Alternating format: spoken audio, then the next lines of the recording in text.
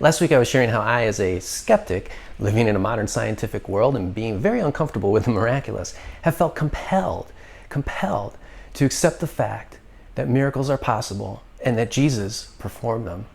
However, there's one other problem I've always had with miracles, and that's their arbitrariness. Why is it that God heals some people but not others? Why doesn't God heal everybody who seeks it? This arbitrariness is really difficult, at least for me, to reconcile with the love of God. Beyond what he reveals to us, we will never know the mind of God. He is infinite and we are not. So I can kind of understand how God, being so much wiser and seeing from the perspective of eternity, seeing what finite beings like us can't see, I can understand how his decision to choose to heal some people and not others can work for the ultimate good of all of us, of everybody. I can kind of understand how what seems arbitrary to us could actually be him working out his perfectly loving will. But how can we be sure? How can we be sure that he loves us even when he doesn't answer our prayers for healing, at least not in the way that we're seeking? In seminary, I had a professor who addressed this very question.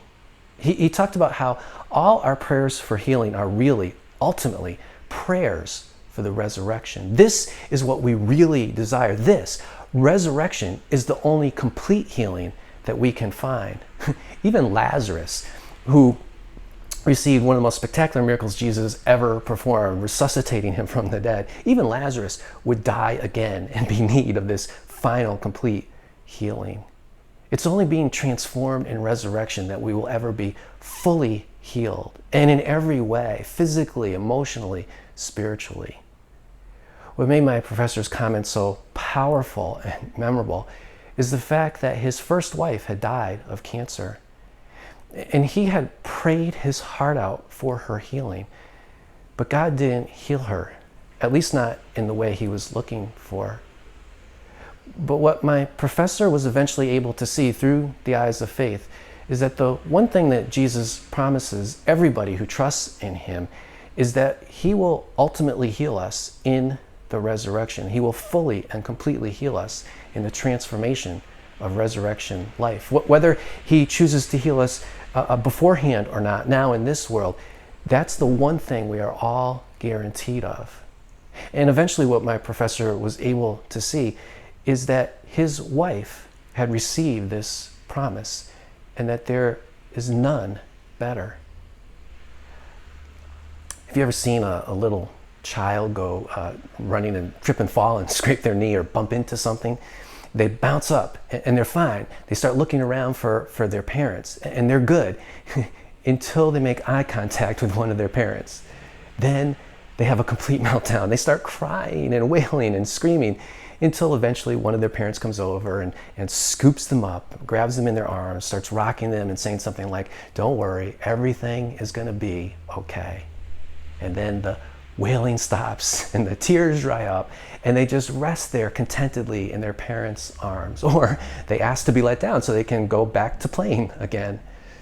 The bruise is still there, the scrape is still there, the bump is still there, it still hurts, but they feel fine. They feel better because their parents scooped them up and told them everything was going to be okay.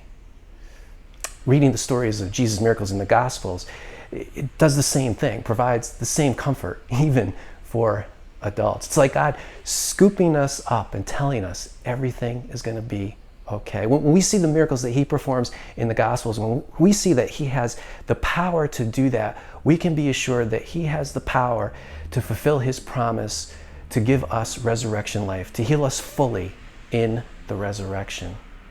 In fact, as many commentators have pointed out, these miracles aren't so much particular instances of healing as much as they are signs for us, signs of the kingdom, signs that what he is doing there, he will do for us and so much more. They aren't arbitrary at all. They're meant for all of us. They're meant to show us that Jesus' mission to vanquish evil, to heal every hurt, to lead us to resurrection life, that mission has begun, and that everything will be okay.